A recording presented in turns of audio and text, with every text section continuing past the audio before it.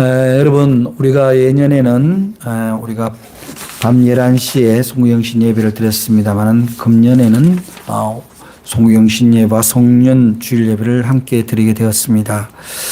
한 해가 이제 다 지나갔습니다. 지나갔지만 하나님의 시간은 다시 우리에게 새해를 선물로 보내고 있습니다. 이 시간이 뭔가 교차되는 시점, 이 시점에 우리가 하나님 앞에 예배를 드린다는 것이 우리는 어쩌면은 크게 구별된 사람이다 이런 생각을 합니다. 특히 이 엄숙한 시간에 성찬을 나누면서 새해 첫 시간을 준비하게 되니 정말 하나님께 우리가 감사를 드리지 않을 수가 없습니다. 누구나 지나간 시간을 돌아보면 참 아쉽고 때로는 허무하고 더덥고 후회가 점철되기 마련입니다. 그래서 오늘 사도 바울은 우리에게 뒤에 있는 것은 잊어버리고 앞에 있는 것을 잡으려고 쫓아간다라고 우리에게도 동일한 마음으로 따라오기를 요청하고 있습니다. 지나간 시간은 아쉬움도 많고 미련도 많지만 잊어버리고 다가오는 새 시간을 생각하면서 새해의 우리의 삶의 모습을 생각해 보라는 뜻입니다. 새해는 저는 우리들이 이렇게 생활했으면 좋겠다 그렇게 마음을 모아서 말씀을 준비를 했습니다. 그 첫 번째가 이왕이면 긍정적으로 생각하면서 살자는 것입니다. 사람이 매사를 긍정적으로 생각하면서 세상을 살면 살아가는 것에 즐거움이 따라옵니다. 생활에 감사함도 따라옵니다. 그리고 너그러움이 따라오고 인정과 포근한 마음이 내 안에 가득 차게 됩니다. 그렇게 살아가면 매일같이 하나님이 내게 베푸시는 은혜를 체험하며 살아가게 된다는 겁니다. 그렇지만 살아가는 것이 늘 불안정하고 불안하며 부정적이면 사는 것이 재미가 없고 감사함이 기근이 되고 불만으로 가득 채워지기 쉽습니다. 그러면 생활에 짜증이 나고 삶의 기쁨도 사라집니다. 그런 삶에는 더 이상 향상도 성숙도 없고 누구보다 앞서는 진보도 나타날 수가 없습니다. 새해에는 무엇보다 매사를 긍정적으로 살아가시기를 주님의 이름으로 부탁을 합니다. 이것이 우리에게 가장 좋은 삶의 지혜이자 태도이기 때문에 그렇습니다. 사도 바울은 빌립보서 4장 13절에서 내게 능력 주시는 자 안에서 내가 모든 것을 할 수 있다라고 말씀을 분명히 했습니다. 얼마나 자신만만하면은 내게 능력 주시는 자 안에서 모든 것을 할 수 있다라고 생각할 수 있겠습니까? 말하자면 주님 안에 있으면 그 앞에 거칠 것이 없다라는 삶의 태도입니다. 하나님은 이런 긍정적인 자세를 가지고 살아가는 사람들을 돕고 축복하신다는 겁니다. 사도 바울은 오늘도 말씀을 했지만 뒤에 있는 것은 잊어버리고 앞에 있는 것을 잡으려고 쫓아간다 이렇게 우리에게 강조하고 있습니다. 이 말은 지나간 시간이나 지나간 일들에 얽매이거나 연연하지 말고 언제나 전향적인 자세를 가지고 살아가라는 말입니다.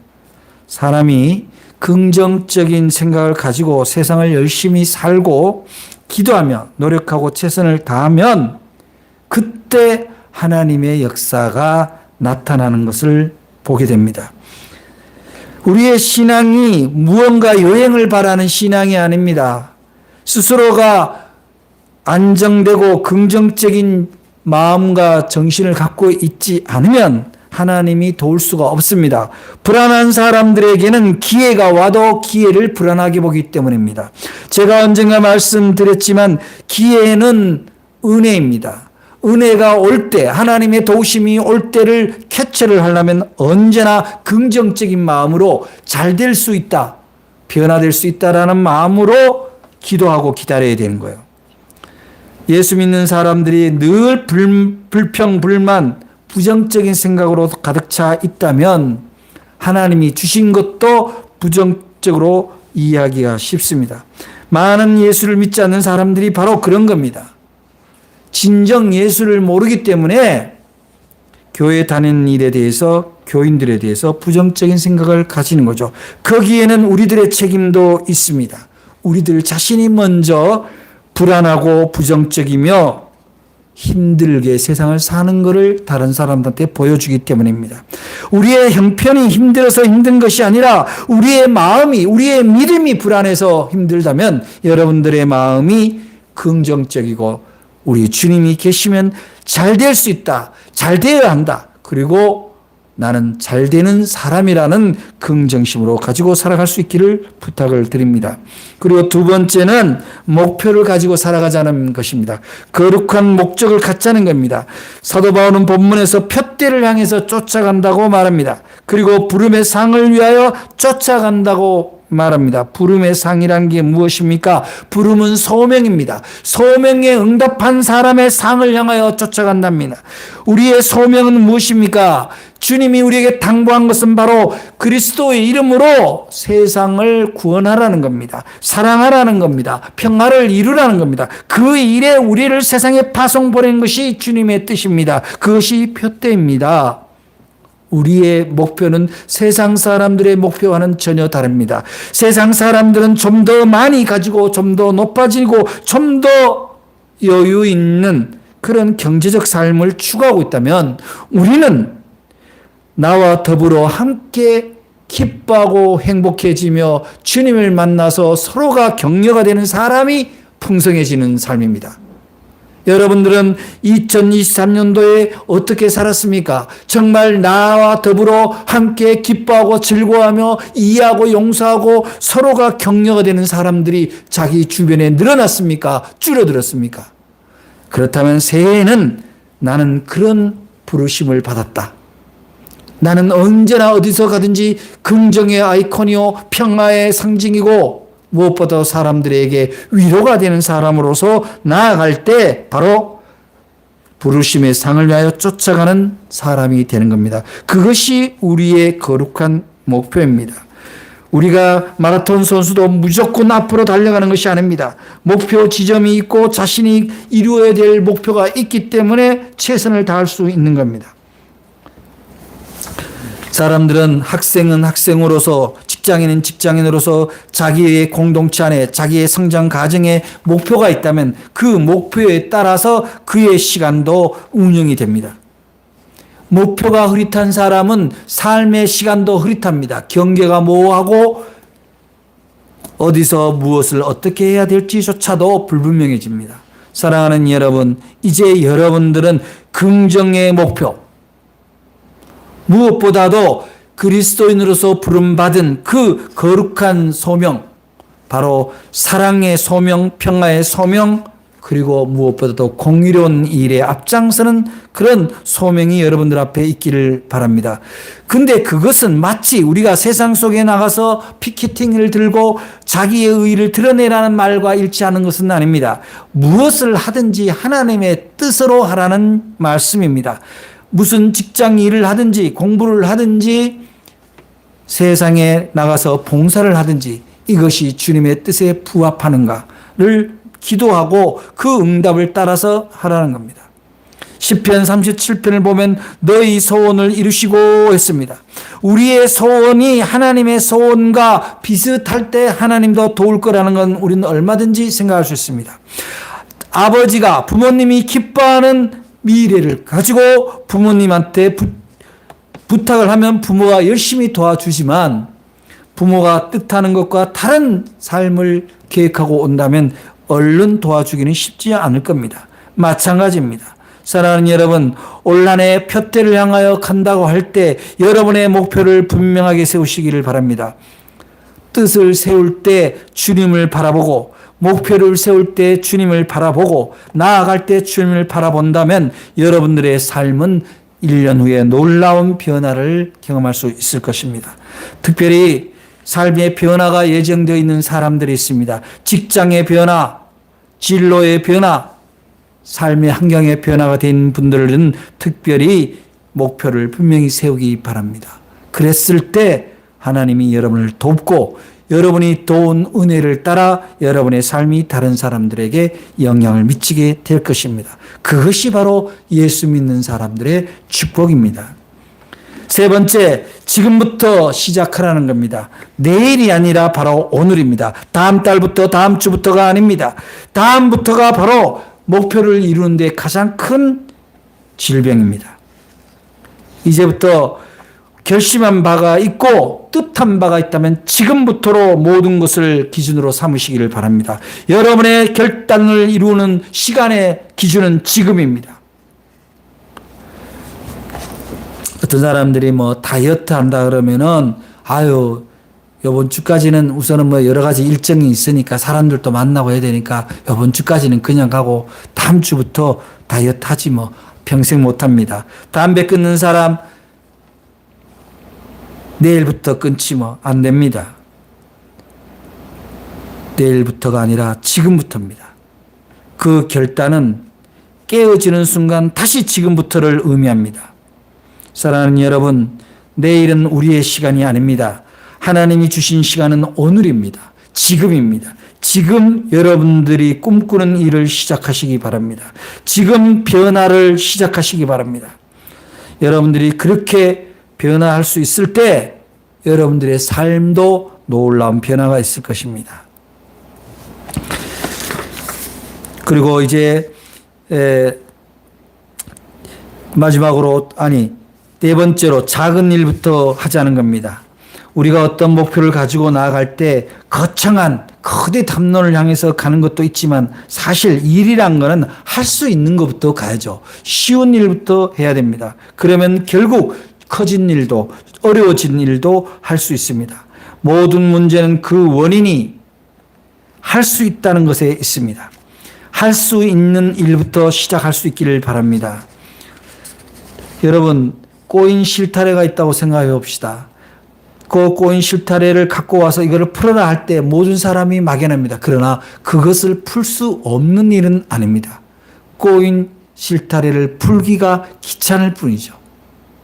그러나 그것을 풀어야 되는 문제라면은 시간을 갖고라도 끈기를 갖고라도 풀어야 되는 것이 우리의 삶의 분명한 자세입니다.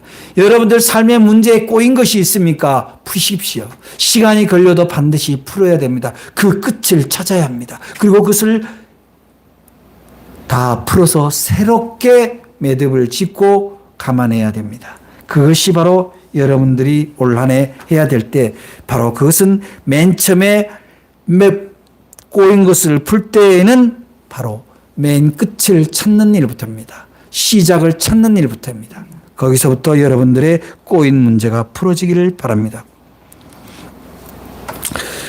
어려운 일을 보면 때로는 쉽게 풀어갈 수도 있는데 많은 사람들이 엄두를 내지 못해서 하지를 못합니다. 그래서 우리는 쉬운 것부터 풀어가면 큰 일도 해낼 수 있다고 우리가 믿어야 되는 겁니다. 그래서 주님도 마태복음 25장 21절에서 그 주인이 이르되 잘하였도다 착하고 충성된 종아 네가 작은 일에 충성하였으며 내가 많은 것을 너에게 맡기리니 네 주인의 즐거움에 참여할지어다 라고 말씀했습니다. 큰일만 해야 칭찬을 받고 잔치에 참여하는 게 아닙니다. 아주 작은 일을 했어도 충성되게 하면 인정을 받고 칭찬을 받습니다. 하나님의 능력은 아주 작은 겨자씨 하나에서부터 시작합니다. 그것이 바로 싹이 나고 줄기가 나고 잎새가 나고 나무가 되어 수많은 새들의 그늘이 되고 열매가 맺게 되는 것입니다. 하나님의 능력은 바로 예수님이 보여주신 대로 오병이어의 그런 기적 같은 능력입니다. 여러분들이 작게 출발하였다 할지라도 작게 끝나는 것이 아니라 그것에 예기치 않는 큰 열매가 맺어질 수 있다는 겁니다.